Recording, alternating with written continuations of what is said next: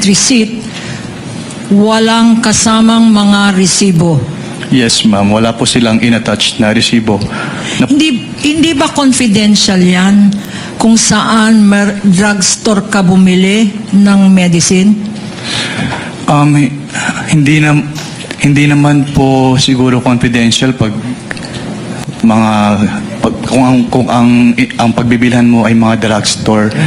Kasi ang confidential po mismo ay yung paggagamitan, hindi yung pagbibilhan. Magkaibang bagay po kasi yun. Yung mga grocery na binilhan ng mga sari-saring groceries at supplies, hindi ba confidential dapat ang mga pangalan ng grocery na yan? Hindi naman po kailangan maging confidential yung pangalan ng mga groceries. Katulad nga po ng sinabi ko, ang confidential ay yung paggagamitan, hindi yung pagbibilhan. At magkaibang bagay po kasi yun. Yung hardware stores na pinagbilhan ng mga tables and chairs tsaka desktop, hindi ba confidential yung mga pangalan ng mga hardware stores na yan? Hindi rin po necessarily na confidential yung pangalan ng hardwares dahil yun nga po, hindi naman confidential yung pinagbilan kundi yung paggagamitan ng kanilang pondo. Your Honor. At this juncture, Your Honor, may we With the permission of manifest... counsel for the panel of prosecutors. Yes, what is the pleasure of Your the Honor, counsel may for this we one? move to strike out the responses of the witness to those questions as he's not competent and qualified to answer, especially since he is not pointing to any provision of the JC as to his opinion on whether confidential o hindi ang mga pangalan ng mga drug stores, ang mga pangalan ng mga sari-sari stores, Your Honors. I think that is beyond his competence, Your Honor, as an auditor. If I may respond... Unless, Your Honor, he can point to a specific provision in the joint circular. Your Honor, Counsel please... for the panel for prosecutors, Attorney Capunan may respond before the Your chair Honor, makes a ruling. please, Your Honor. First of all, they're asked and answered. Counsel should have timely objected when being asked. 3 times he was asked. Secondly, Your Honor, I don't think it is accurate to say that this has no basis because earlier, pinaghirapan po namin pakita yung mga particular provisions ng Joint Circular 2015 para i-point out ano-ano ang mga pwedeng gamitan ng confidential funds at ano-ano ang pwedeng paggamit or bawal na paggamit ng confidential funds. And this witness, Your Honor, based on the circular, did say that whatever activity that is must be related to the physical and financial plans submitted by the Office of the Vice President and or the DepEd. For instance, tables and chairs, what particular surveillance activity or operation or terrorist surveillance are tables and chairs and desktops and medicines and supplies related to? The payment of rewards, Your Honor. Again, this witness cited the particular provision of the joint circular that says the payment of reward should not stop there. It should point, Your Honor, according to the joint circular, it should point to particular documents that would show or point to that activity by which the rewards were deserved, Your Honor. So Chair it's will make very a clear ruling. in the circular, Your Honor. Chair will make a ruling. Asked and answered is correctly pointed out by counsel for the panel of prosecutors. Aside from that, the witness is competent to testify as to how he evaluated the submissions and the response letters given by the Office of the Vice President in relation to the AOMC issued that were all based on JMC number 15-01.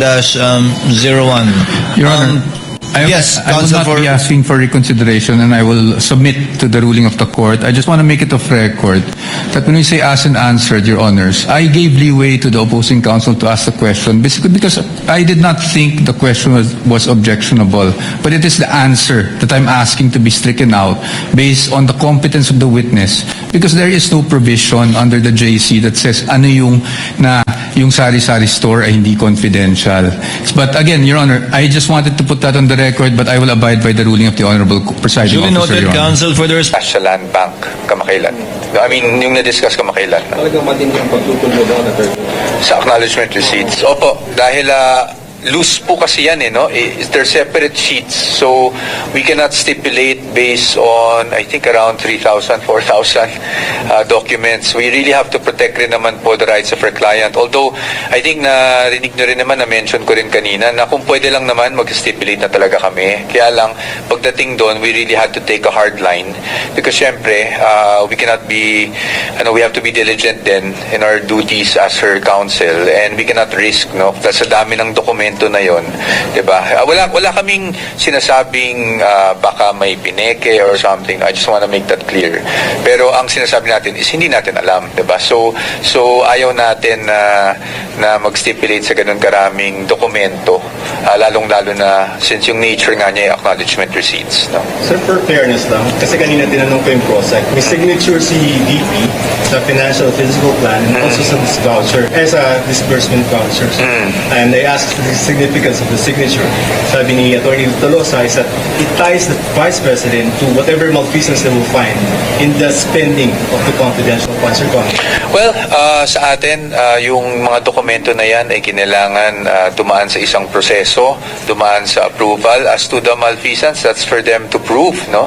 At sa atin, that's for us to also disprove, diba? So, we will find out in the coming days. But again, as the COA representative said earlier, their audit is limited to just compliance with the joint circular. Nothing further than that, diba? Sir, liquidation, whose responsibility is it? Is it the Vice President's? That's something that we will have to discuss in the coming days. No? So I can't answer you muna dyan. But you can read the joint circular and you can see naman sino yung mga accountable officers po talaga doon. Rephrase kasi.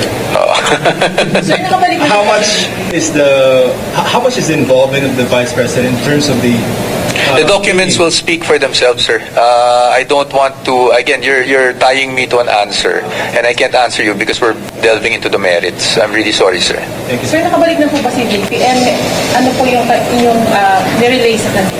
Ang alam ko, hindi ko masigurado kung nakabalik siya. I think nakabalik na, based on the schedule. But again, you have to confirm with OVP dahil hindi na po ako spokesperson ng OVP. I think we always forget that. So I'm not privy to the daily schedule of the Vice President. But pagdating naman po sa communication, it's just updates on our part. Wala namang anything significant dun sa normal updates na binibigay lang namin sa kanya on a day-to-day basis pagdating dito sa impeachment proceedings. Attorney, meron po ba mga pasabog dun sa mga ipinisenta kanina ng testigo at sa kanilang testimony? Wala naman po dahil sa aming pananaw, yan naman na ang lumabas sa COA findings. Pina-identify lang naman sa COA kung ano yung kanilang naging findings. So kumbaga, nothing that we haven't read before. No, I think ang hindi lang nasasagot ng COA pa sa ngayon is ano yung nangyari after ng mga findings nila, diba? Which I'm sure we'll get to in the next few days. Attorney, how will the defense or how does the defense intend to respond doon sa findings na based on the joint memorandum circular, attorney, meron doon mga beyond purposes, yung mga acknowledgement receipts and beyond the dates that were supposed to Ako. be in the period? Sorry, Jai, but you'll know when we do our cross-examination. So, You'll know. tapos na po. Oh, definitely sa cross or even in our evidence in chief kung kinakailangan, meaning if it's our turn. But if we could, but pagdating naman sa cross, we can also ask questions on those matters. Sir, balikan ko lang si DP. Sir, i-share niyo po sa kanya yung decision ni President Marcos na i-allow yung opening ng mga bank. Hindi na po.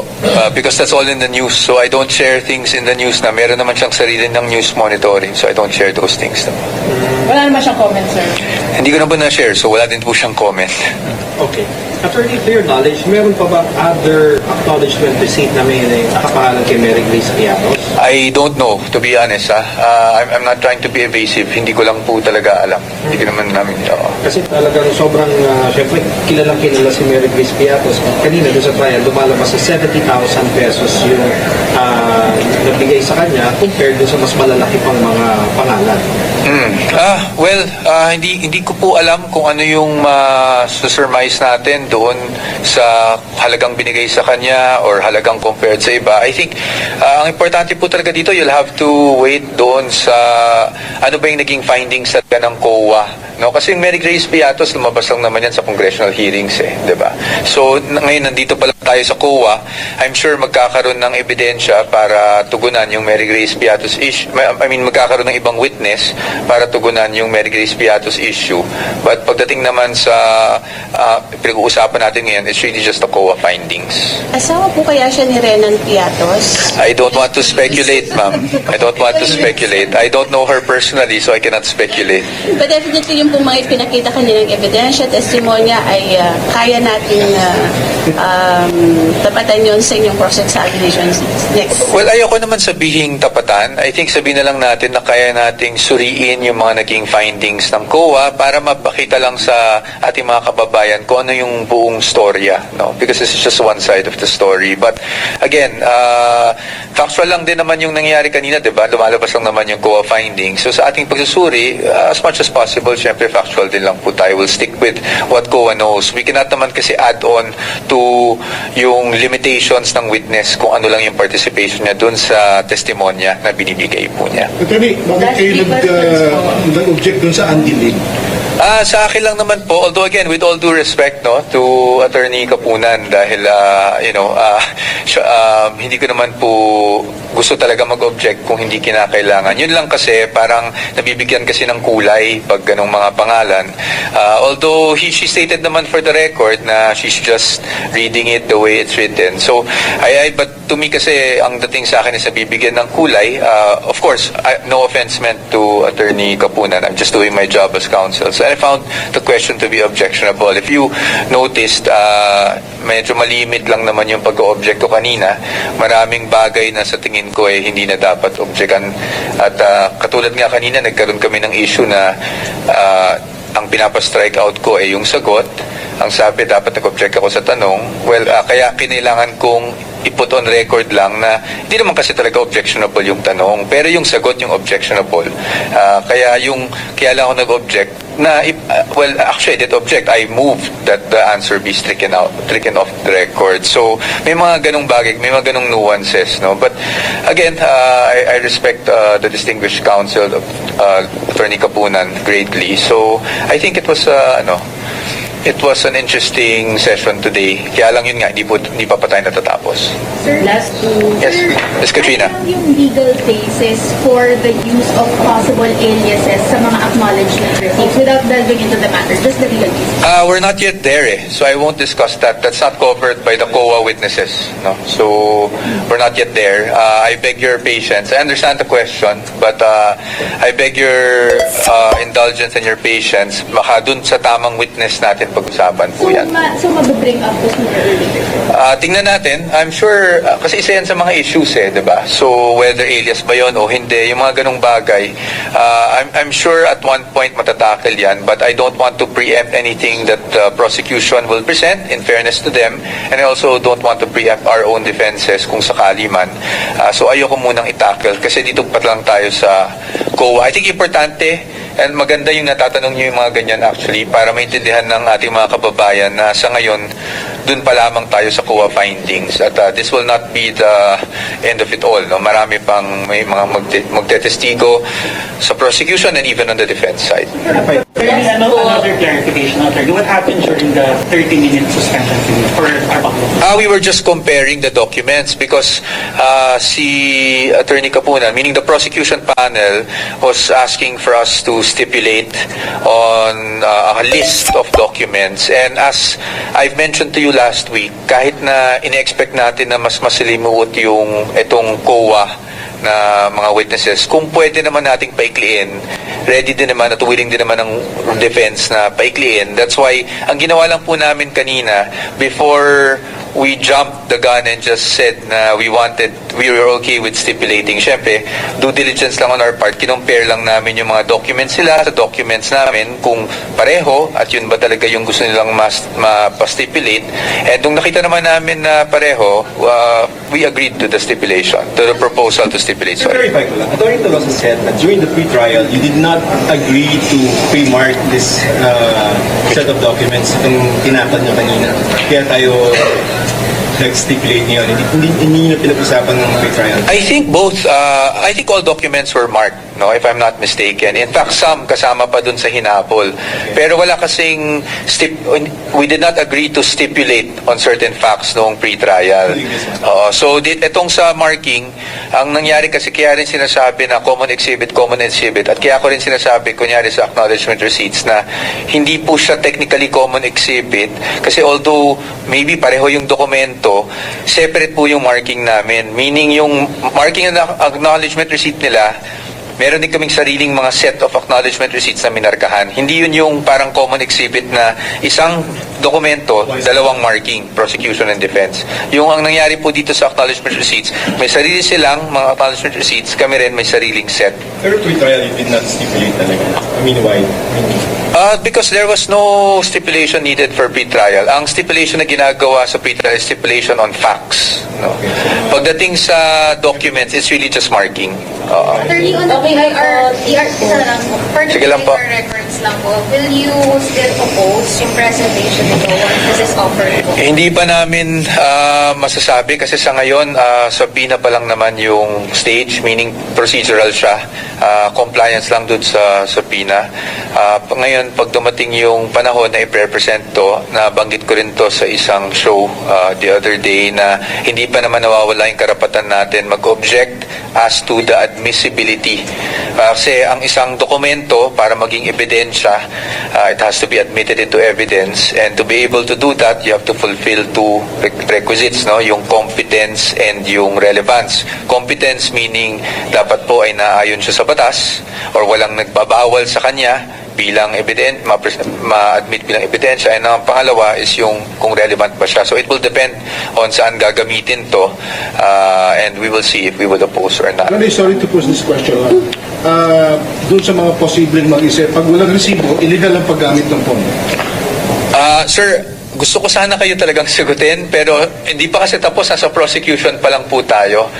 Siguro hintayin na lang po natin na matapos din yung cross-examination and even yung defense. Pasensya na po, sir, I really understand the question. Kasi nga hanging ngayon, no, na ano pa lang. So let's just wait na matapos itong witness na to. And again, hindi lang ito yung witness, meron pang ibang witnesses to come. Again, I really apologize to you for that. Marami yung sinasabing acknowledgement receipt, pero ang mga napili, sina Mary Grace Piatos, sina etc. Do you think calculated dito ng prosecution? Of course, planado kung ano yung i-represent mo, but let's not cast aspersions also against the prosecution pagdating doon. Siyempre, strategy nila yan, and it's within their prerogative kung aling ARs. So, sa akin, definitely, kahit naman sa defense, kung ano yung ilalabas namin in a random stack, syempre po, alam na rin, full control na rin kami kung ano yung ilalabas natin. So, although sinabi natin na syempre alam nila kung ano yung ilalabas nila, wala naman pong masama doon, prerogative naman po nila yon. Just like magiging prerogative rin ng defense pag kami naman yung nagrepresenta ng mga ganitong receipts. Okay? Sige po. Opo. Sige po. Thank you very much for your patience. Maraming salamat po sa inyo. Magandang hapon po. Okay guys, yun lang ang video natin for today. At don't forget to follow, like, share, subscribe to my YouTube channel. At marami pong salamat sa inyong lahat. God bless everyone. I love you all. Bye-bye.